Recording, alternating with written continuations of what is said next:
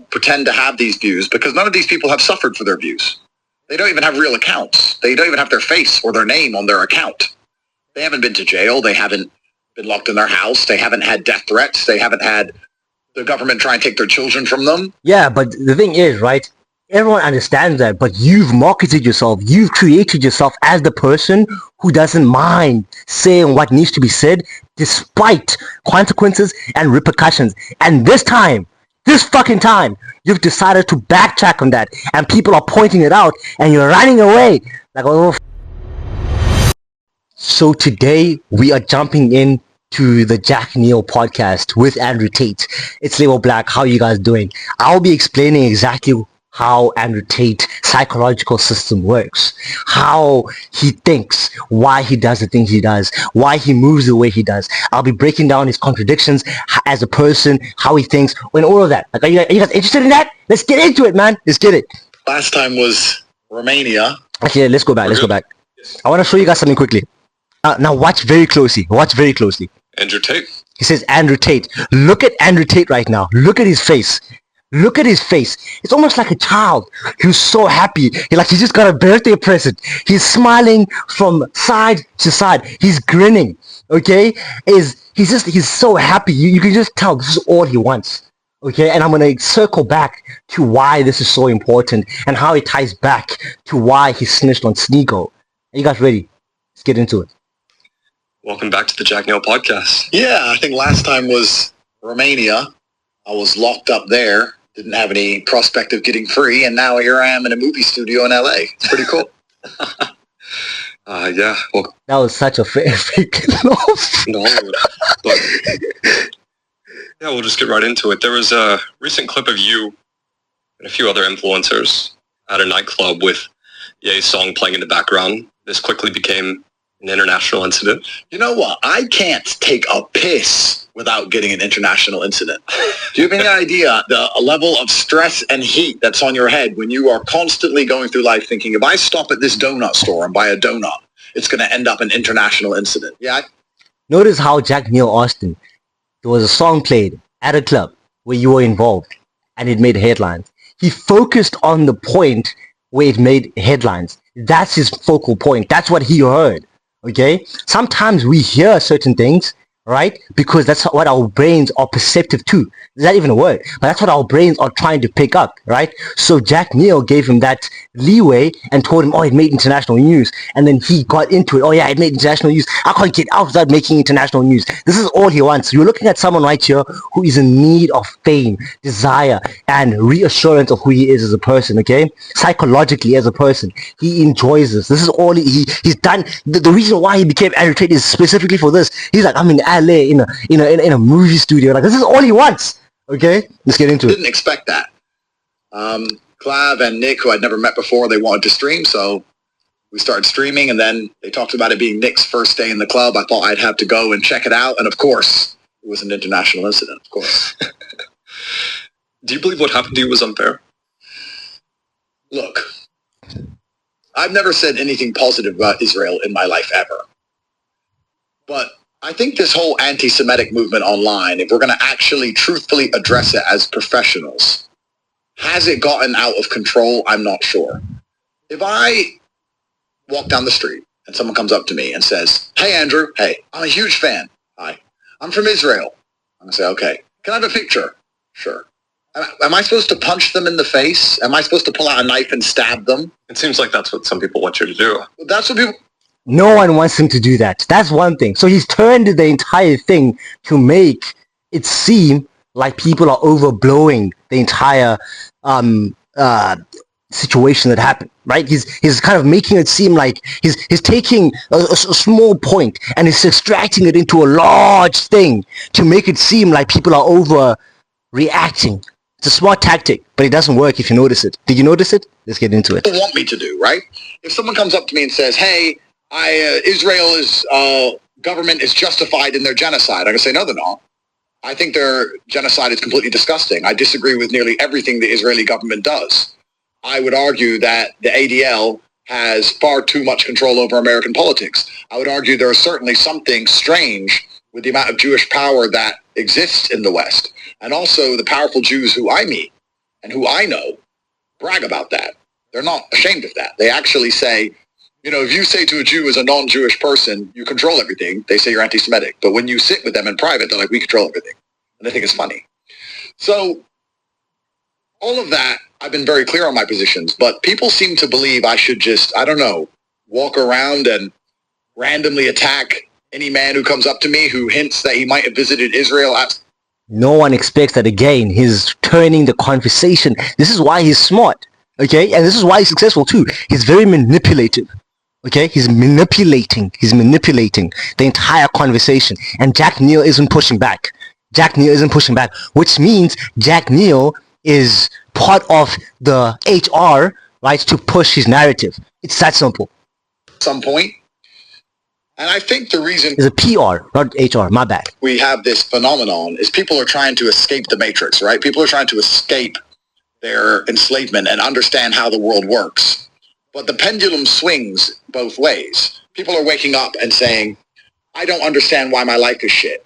And then they're researching online and going, my life is shit because of the Jews. But then they're getting enslaved in a different trap at the other side. Because then they're saying, so I can't win, and everything in life is permanently shit because of the Jews. The Jews don't stop you going to the gym. If you have skinny arms, the Jews didn't do it. But there are people on the internet who will argue, yes, they did, because Jews have convinced us to be demoralized, and my dog bit me because a Jew told it to, and it goes so far the other way that they haven't escaped any prison. They're back in a new prison, which is blaming the Jews for everything. I agree with him with this. You cannot blame an entire race of people for whatever you're going through. You can't even blame the entire political system. And the most people who make money, right, I won't mention any names, they make money because they create an enemy. And once you create an enemy, people are willing to side with you. And this is how the best creators in this world, the streamers and everyone, they use the psychological tactic, this gap, the shortcut in the human memory and psychological system to get you and insert their own virus mechanism of how you're supposed to perceive the world. And from that perspective, if you're suffering, you're seeing all this, you need someone to blame. But the truth is, there's no one to blame on earth because no one created anything. Everyone is just trying to survive at the end of the day. So there's certainly some valid arguments, and I've been very clear on what those arguments are. But I have to be very honest with this anti-Semitic crap. I have to be very honest. And maybe Nick Fuentes and Dan Bilzerian and people who are more extreme than me will disagree. I'm not sure. But I believe Dan Bilzerian had Jewish business partners. I don't know what Nick would do. But if I came to film a movie in Hollywood, in a movie studio, and I got picked... Check it out, he smiles again. Hollywood, movie studio, I can't believe it. Oh, my dreams, you can see. Ever since he was young, he's always wanted to be famous. He wanted to become someone. That's why when he... says something, when he's criticizing someone or when he's insulting someone, he says you're nobody, because he's always wanted to become a somebody, right? So whatever happens in his life, he will never threaten that. And him doing this and him like backtracking on being this negative, or not negative, but pushing this connotation that he's not scared of anyone or whatever, this and that, has made people believe in whatever they think about a certain group of people. I'm not going to mention names even more, because now they see that if he's not willing to talk about them, then that means what we are saying is right. Paid $100 million and I'm making a movie. And halfway through, I find out that one of the 300 people who work for the film crew is Jewish. Am I supposed to stop making the movie? Because according to the anti-Semitics on the internet, I should instantly do a salute and walk off. No one's saying that shit. It's very interesting these people pretend to have these views because none of these people have suffered for their views. They don't even have real accounts. They don't even have their face or their name on their account. They haven't been to jail. They haven't been locked in their house. They haven't had death threats. They haven't had the government try and take their children from them. Yeah, but the thing is, right? Everyone understands that, but you've marketed yourself. You've created yourself as the person who doesn't mind saying what needs to be said, despite despite consequences and repercussions. And this fucking time, you've decided to backtrack on that, and people are pointing it out, and you're running away like a little fucking rat. They haven't had all of their money stolen. They haven't had anything bad happen to them, but they expect you as a famous person to martyr yourself And I guess the real question is, do they actually genuinely expect that, or do they just want that? When they say, Andrew, you should have doubled down, you should have done a salute. When they ask, you should have gone up to the Miami mayor and said, hail, and, I'm going to kill every Jew I see. That's what he keeps on doing this shit. You should have done, Andrew, or you sold out. They don't expect that. They want it because it's entertaining. We live in a world now where everyone is so bored and so numb, and watching a famous, important A-list celebrity like myself, for the same reason...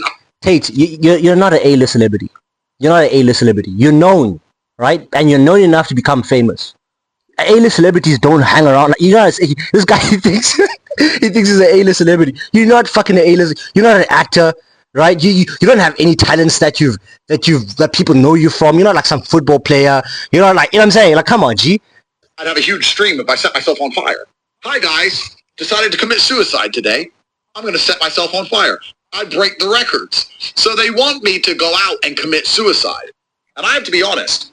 Although I think the ADL have too much influence, although I disagree with everything the Israeli government have done, although I think the genocide in Palestine was one of the most disgusting things we've ever seen.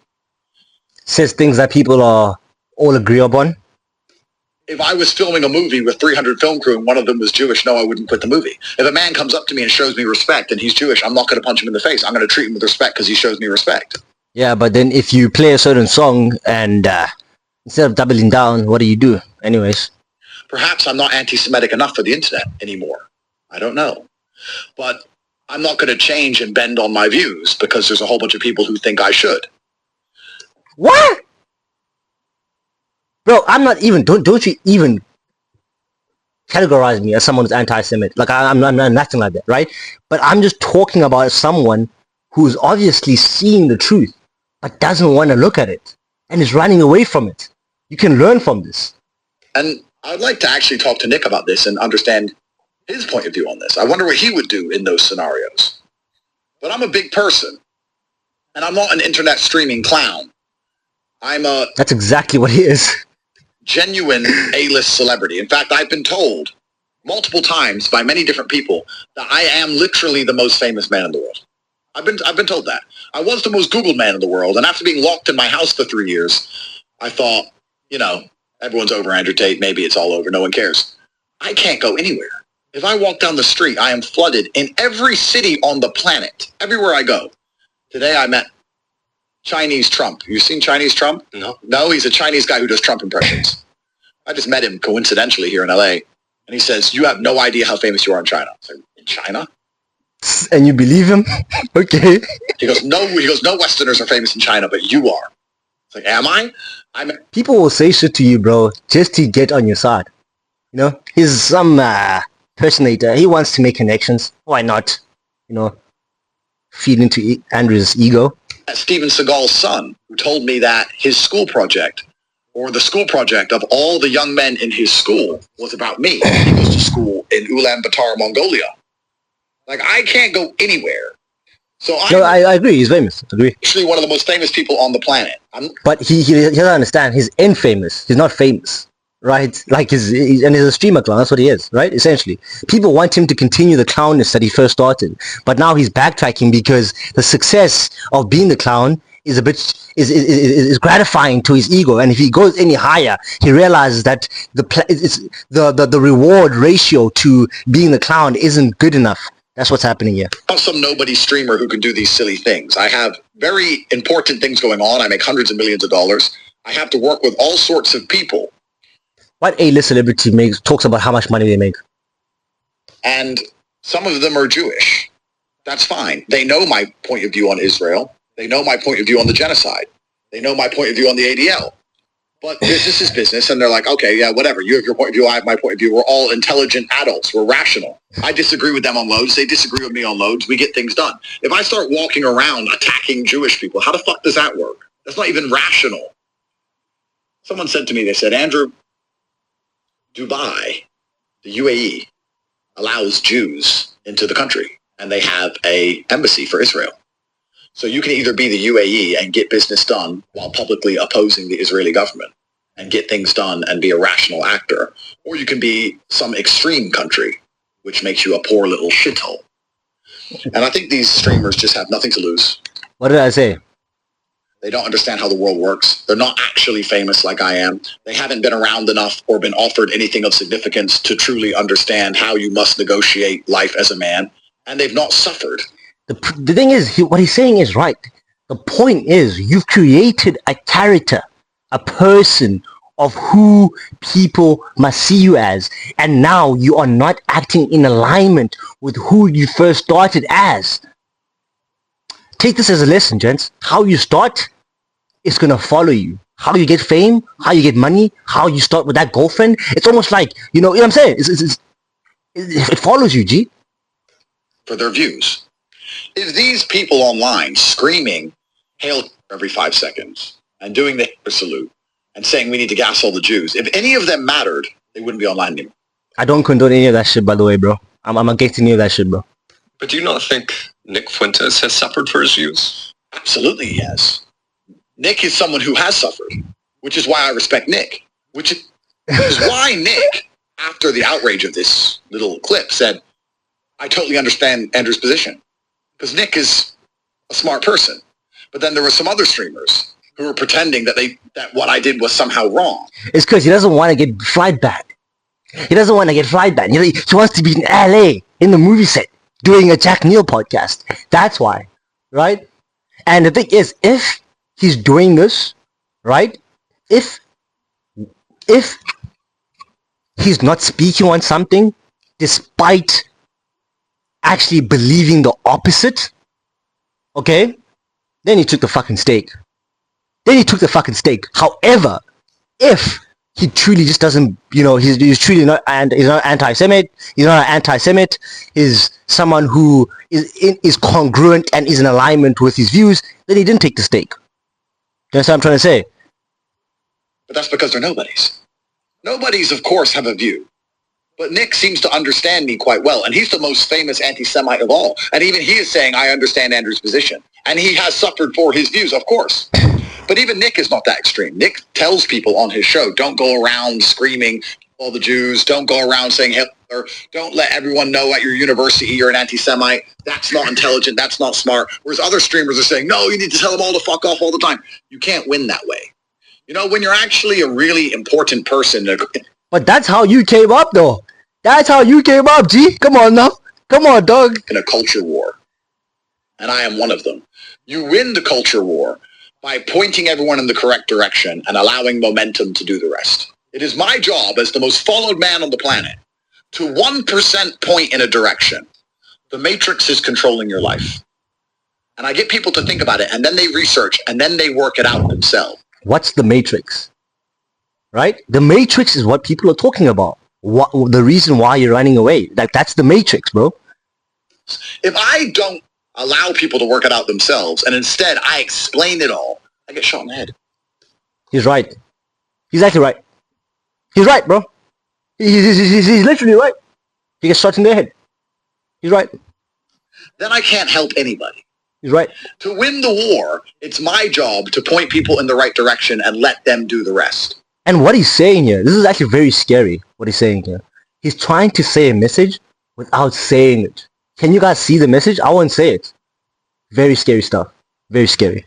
Now, some of those people who are pointed in the right direction are so silly and so stupid and so treacherous, they will now turn around and yell at me, hey, you showed me the beginning, but you didn't show me the end. You're a traitor. You're a sellout.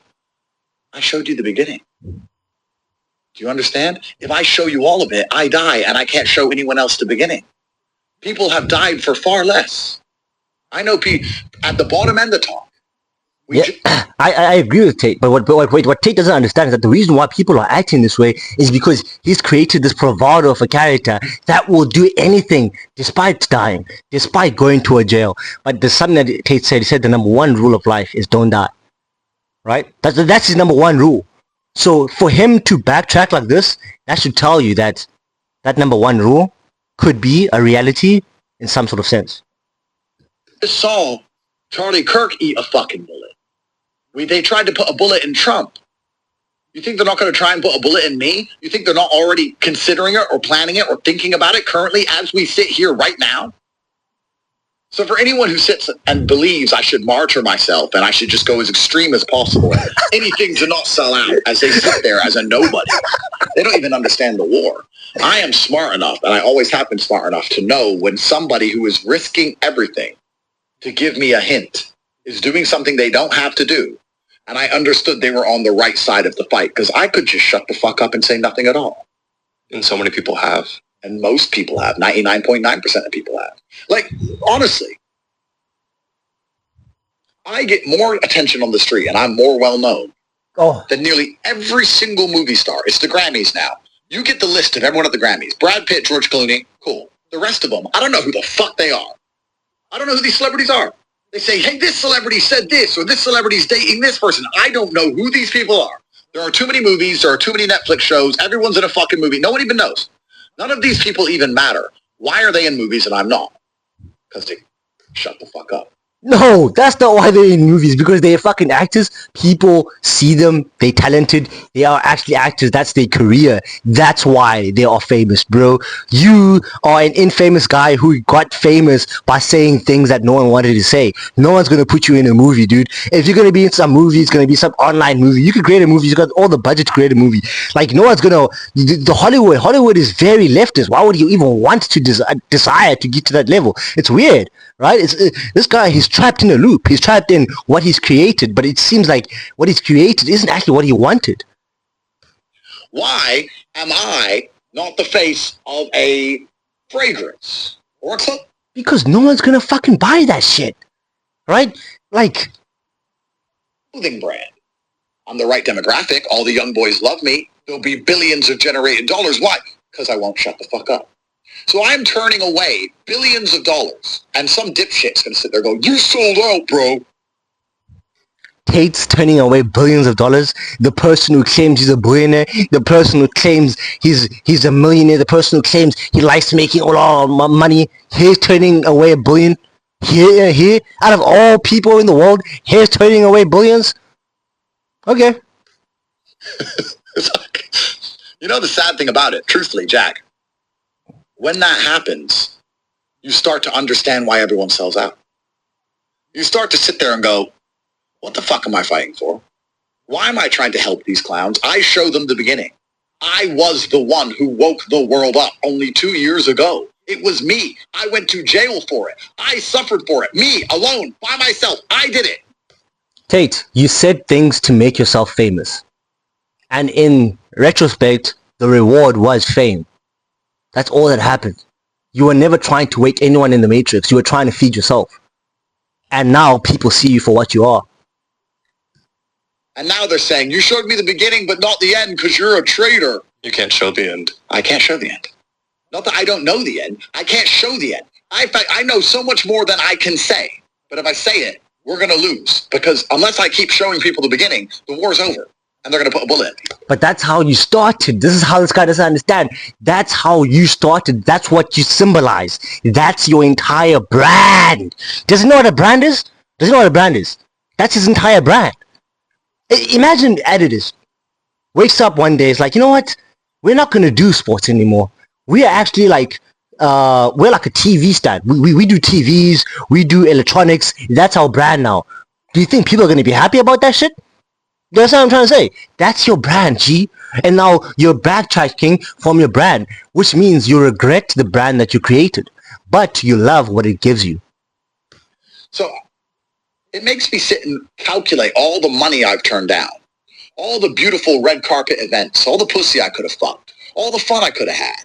Could have been on fucking Jeff Bezos's fucking yacht. Could have done all these things. I've done none of it. Because I wanted to point people in the right direction. And what thanks do I get? What thanks do I get when I finally fly to America after a year and I meet up with a couple guys and they play a silly song. And instead of saying, yeah, gas all the Jews, I sit and say, look, I understand why the song's offended some people. I didn't play it. I didn't actually play the song. Don't you think everyone panicking about this song just proves the Jews have power? You're a sellout. It makes you think, you know what I'm going to do? I'm going to sell out. You know what would teach the world a lesson, Jack? If I sold out. If tomorrow I took a $500 million check and went and made Hollywood movies and just deleted Twitter. And then let all these poor people watch my movies and pay me more money, having their opinions on me. And I can wear Versace. I can fuck hoes and spray shampoo. I'll show you sellout. Continue, world. And I'll show you sellout. I was the first and original freedom fighter. And thinking the... If you weren't a sellout, you weren't going to create like some bitch-ass course where people can make money. You know, like, you're probably going to sell clothes. You're probably going to sell maybe like a book or something that's actually worth value, right? Like, you've already sold out, G. It's like, you know what I'm saying? These guys are just weird, bro. Stupid dipshit nobody streamers who aren't A-list famous, who no one gives a fuck about them, who just sit on a stream and run their mouths and have to be controversial to even get any views. He talked about himself. He has to have to be controversial to even get any views. He's talking about himself. He's that unaware. Thinking they are moving the needle is the biggest mistake you can make, because they're not moving any fucking needles. I've had conversations in private rooms, off camera, that have moved the needle more than these clowns will ever move. Okay, what is it? Lives. Yeah, it totally makes sense. And I'm honestly, to prove your point further, I'm a little surprised at some of the things you've said thus far, in terms of how much risk I know it puts you at. In doing this podcast, like, I'll transparently admit that I'm, like, a lot of people don't share the full truth because I do full research, you know, and you're one of the few people who does, at least gives hints, you know. Our last episode, I don't know if you recall this, but I asked you if you knew who was really in power, would you say it? And you kind of paused a bit, but Tristan said it, you know, and that was the first time I'd ever heard anything about this certain thing going on. Yeah. But I do want to ask you. Look at his face right now. Look at his face right now. He did not like that one bit. He did not like that one bit. Look at his face and look at how he looks at Jack Neal. Okay? And right now he's sending a signal to Jack Neal. I did not like that. Don't ever say that again. Okay? This entire time he was talking, he was happy. And then as soon as Jack Neal said, Tristan said it, he's like, yeah. Come on, Tate. All the hate I'm seeing is people are saying you sold Sneo out. Saying that Sneo was the person who played the song in the club. And I thought that... This guy Jack Neal does not fuck with Tate. Don't me to show you something. Watch ya. Watch how he smiles when he says people are saying that you sold Sneo out. He doesn't give a fuck about Sneo. He cares about people's perception of Andrew Tate. He has people doing podcasts for him, right, that they don't even like him. They like the amount of views he brings in. Watch as Jack Neal's gonna give a nice grin. Watch ya. People are saying you sold Sneo out. Look at that. Why is he smiling? If it wasn't something that was, you know, gratifying to his own ego, he wasn't gonna smile. We know him as someone who doesn't smile. He can't help it. The internal system, right, shows in the body. You can't hide what your mind is thinking. This is why body language is so important. He's smiling. He's happy. Saying that Sneo was the person who played the song in the club, and I thought that was a little out of character for you, but with everything you've just said, having been through a lot, it's just kind of like, let me avoid another tragedy. Yeah, the problem with talking about him is he likes it because he needs it for his stream. So he's going to take this clip and he's going to sit on his stream to his few viewers and he's going to make a big deal of it. First things first. That was funny, bro. I don't think I sold him out, and I'll tell you why. Firstly, he hasn't been my friend for a very long time. He's not my boy. He's not like Tristan. You know, I hung out with him years ago when he was emulating me, trying to be me, desperately. I made his career by speaking to him. Otherwise, he would have stayed a nobody forever. Instead of showing me thanks for that, he started, every time I wouldn't reply to his texts, go on stream and cry in some way and complain about me. It was very bitchy. It was very weird. Like, he'd beg to be my friend one side and then do a stream insulting me the next side. Back, forth, anything for views. Very strange. And I'm not the only person he did it to. And then I said to... I think I agree. Looking at Sneeko's relationship with Nick Fuentes and this whole Epstein thing that they had where they were dressing up in like these quarter zips, I think he's got a point. Tristan, anyone who names themselves Sneo, like, you're naming yourself sneaky. Imagine I was saying, hey, my name's Rat. it's a fucking shit name, and it's weird. So I was like, I'm not going to talk to him anymore. So I didn't talk to him for 4 long years. I'm going to avoid this guy because he's just weird.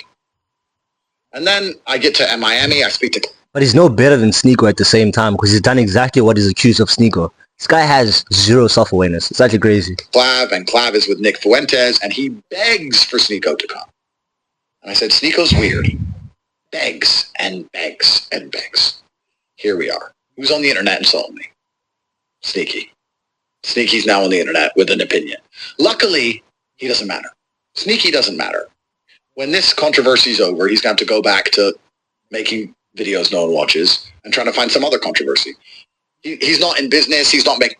That's kind of true. That's true, bro. Any money. That's he's true. Not close to the Trump family. He's not moving politics. He's not... No Hollywood actor wants him. He isn't connected to the royal family in Dubai. He isn't doing anything. He's not in a position where if he says the wrong thing, the royal family in Dubai will say, sorry, you can't have your political protection and your golden visa. Sorry, we can't give you the Emirati passport anymore.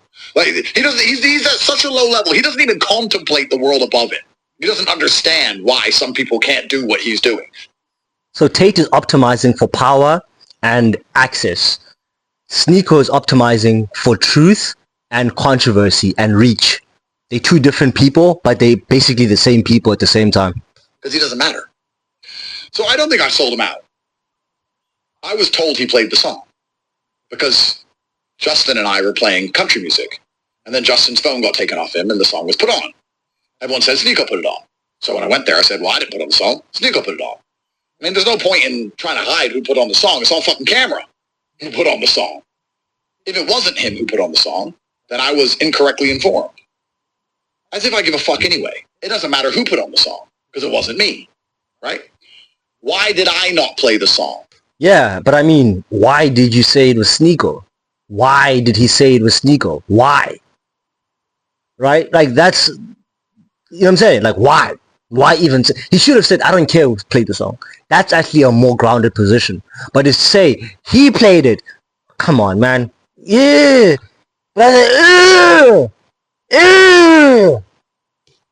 Truthfully, it didn't cross my mind. I guess I didn't sit there thinking, I need to entertain the public. Let me do something outlandish. It just didn't cross my mind to do something like that. But one of the people played the song, and it wasn't me. I believed, and I was told it was Sneko. I'm still pretty sure it is Sneko, unless you're about to say we've checked the footage into someone else. I still think it's Sneko. So I said, Sneko played the song. Invite Sneko on here to defend himself. I don't think I'm selling him out. He's a full-grown man. He's a big guy. Big tough Sneko has so much to say about me. Go defend yourself on the podcast. But he doesn't want to defend himself. He wants me to defend him for him. And me to risk everything for him.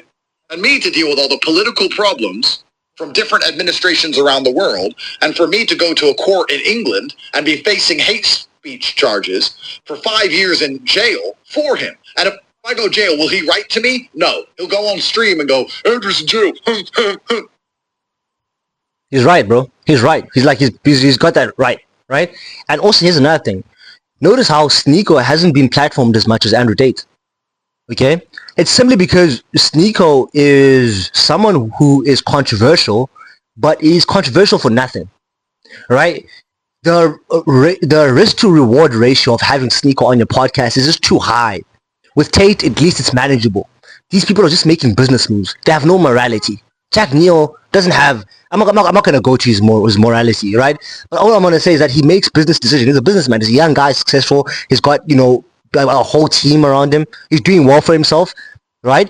And I thought to myself, would I want to be on the Jack Neal podcast one day? I don't know. I say a lot of shit about people, not controversial, but I pick at people, and I say a lot of shit about, and maybe I just spoke about him right now. So I am someone who, I'm not optimizing for, centralized power. I'm optimizing for decentralized power. Basically a bit of Sneko, but, smarter, right? Tate is trying to go towards centralized power, which is really weird for me. Why would you want to, be the US dollar when you could be Bitcoin? Like, for me, that's better. Like, anyone can send me money whenever I want. Like, I'd rather, be decentralized and have access to anything I want than be centralized and be this money, have my stomach full. You know what I'm saying? So, between Sneko and Andrew Tate, definitely Sneko comes up on top. He's top G for sure. Over Tate.